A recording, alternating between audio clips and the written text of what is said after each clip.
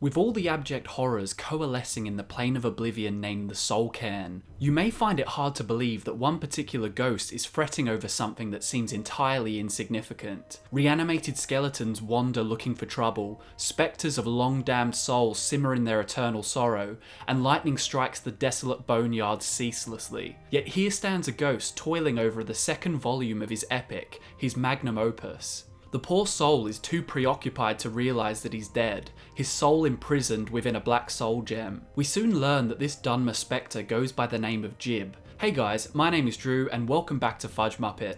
Today we're going to explore the full story of this unusual ghost, learning all there is to know about his rather eventful life. The first thing to mention is something that may be quite clear already to some long-time Elder Scrolls fans. For you, the name Jiub is rather familiar. Jiub is the first character the Nerevarine meets in Morrowind while travelling as a prisoner on the ship from the Imperial City. When the Nerevarine awakens, Jiub says, "Stand up, there you go, you were dreaming, what's your name?" So hearing that gravelly voice once again, centuries later, is quite the nostalgia trip, and quite an exciting addition to the story of such a mysterious character. While Jiub is not encountered again until this moment in the Soul Cairn, a lot has happened in the life of this mysterious Dark Elf, warranting him to begin his 26-volume epic, detailing the events of his life. These events landed him his many nicknames and titles, like Saint Jiub the Eradicator. After learning of his fate from the Dragonborn, Jiub sees an opportunity for his life's work to make it back to the material world,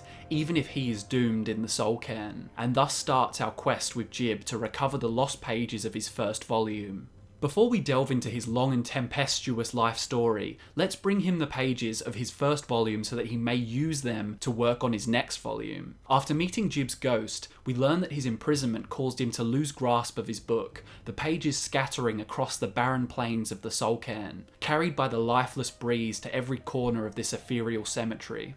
And they truly are scattered everywhere, meaning you'll be exploring every nook and cranny of the Soul Cairn to find the 10 pages. Let's just be thankful that the first installment of Jiub's epic is only 10 pages and not 1,000. At 10 pages I'd be more inclined to call it a pamphlet, but we shouldn't kick a dead mer while he's down. One can be found by a window alongside another lost soul, another can be found by a broken word wall in a chest, another beneath a large crystal resembling a soul gem, and so on. The pages are usually left out in the open by some kind of landmark, like a well, a chest, a shrine, or a broken carriage. When we return the pages to Jiub, he provides us with a pristine copy of his first volume, as well as an amulet called the Locket of Saint Jiub. This amulet gives 50 points of stamina, likely to give you the wrist strength for extended writing sessions, and 50 points of bonus carry weight, you know, to lug around all 26 volumes of Jiub's epic when they're eventually ready. The one catch is, you can't order his book from your nearest general goods store. You've got to find your way back to the Soul Cairn, dodging skeletons and ghosts and the Reaper himself to pick up each copy. But anyway, now we can leave Jiub in peace to work on his autobiography, and with his soul satisfied, let's look back to where the story began. How did this humble Dunmer prisoner become Saint Jiub the Eradicator, the man with 26 volumes worth of life story to tell to the world? Fortunately, we can learn of Jiub's life after imprisonment from volume 1 of his epic. Conveniently, he started this autobiography at the redemption stage, not speaking much at all about his troubled past that led him to seek redemption at all. Maybe he plans to revisit that in a later volume, but thankfully, after conversing with him in the Soul Cairn, we can piece together quite a bit of his past. In Jiub's own words, "I murdered others for money. And before you think I belong to some romantic or secretive guild, think again. I was simply an addict who needed money for skooma. The stuff wasn't cheap, and murder always seemed to be in demand." Jiub was a freelance assassin, doing whatever dirty jobs needed to be done. Any guilt that may have plagued his conscience was numbed by his desperation for the next hit. When he was eventually tasked with dispatching of a high-ranking member of House Redoran, his downfall came not from his own shortcomings, but from getting mixed up with a group of professional assassins you do not want to be on the bad side of. Jiub retells the events to the Dragonborn. How'd you get caught? I finally bit off more than I could chew. I was paid to assassinate some high-ranking official from House Redoran. What I didn't know is someone had hired the Morag Tong to kill him as well. Rival assassin?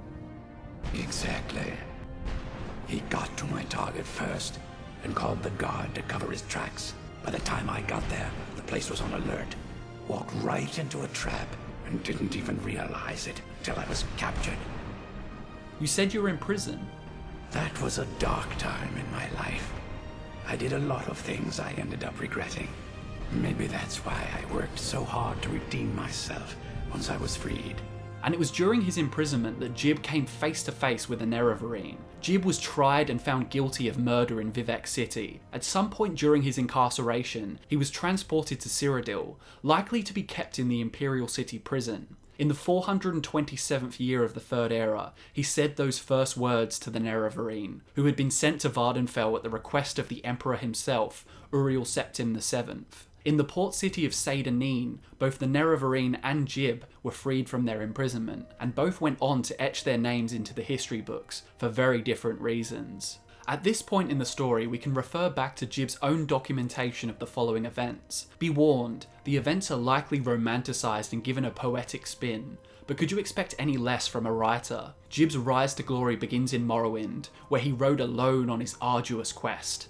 His noble task was of paramount importance, Jiub suggests, as his success was absolutely necessary to ensure the survival of the Dunmer people. He writes that a pestilence was creeping across the Ashlands, a menace with an insatiable hunger that plagued innocent travellers simply trying to get home. It was my self-sworn task to hunt them down one by one and drive them from the skies. Their fury knew no bounds and their war cry resonated across the land. What could he possibly be referring to? A pestilence? A plague on the good people of Morrowind? A war cry? Gods, it sounds as though he's talking about the four horsemen of the apocalypse. Can one man truly take on such a doomed task? Oh wait, let's look at the next sentence. They were the notorious cliff racers, and they had to be destroyed. Ah, the cliff racers, of course. These terrifyingly goofy flying creatures are definitely a pest. I'll give Jiub that. Though maybe the term pestilence is a little dramatic. For a while after this, Jiub goes into great detail about his dealings with the specific cliff racers. You can almost hear the grand orchestral music pounding your eardrums as Jiub describes slaying the Lingerer with his longbow, a real David and Goliath encounter. He described the flight of his arrow's whistle as a howling demon as it took down the mighty beast. Credit where credit is due though, cliff racers are well known for their unpredictable flight paths. What came next was the magnificent battle between Jiub and 76 cliff racers. The battle lasted a full 2 days. He was beaten, clawed, bitten, and knocked down more times than he cared to remember. By the end, he was on the verge of collapse, knee-deep in cliff racer corpses. He passed out, but when he awoke, he was greeted by Lord Vivec himself. Jiub believed that Vivec had spared him of his certain death, instead blessing him and setting him on his path to sainthood.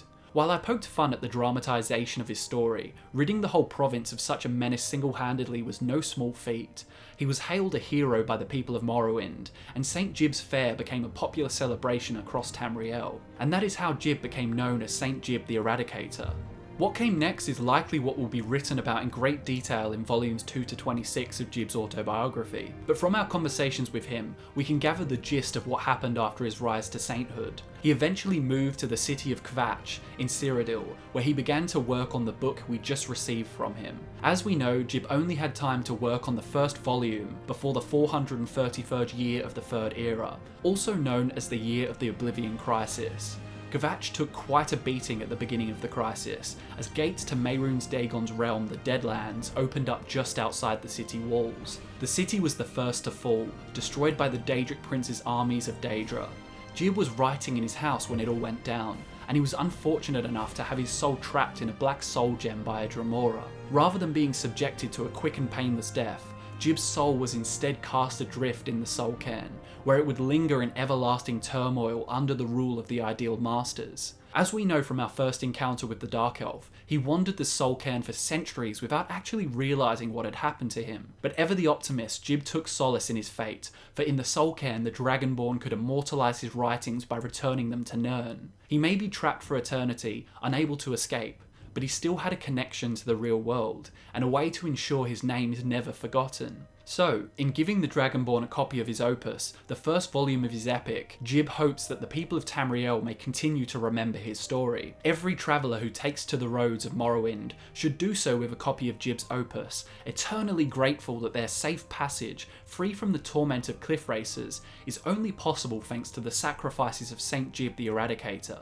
And his story ends on a cliffhanger, which is rather fitting. We don't know if Jiub ever completed his epic, and if the Dragonborn or another visitor to the Soulcairn ever managed to bring it back to Mundus. And there you have it guys, that concludes the full story of Jiub, also known as Saint Jiub the Eradicator, or in his own words, Jiub the Magnificent. If you enjoyed learning the lore of this nostalgic returning character, maybe give the video a like. Your support means the world to us. Thank you so much for watching as always guys, my name is Drew and I will see you in the next one.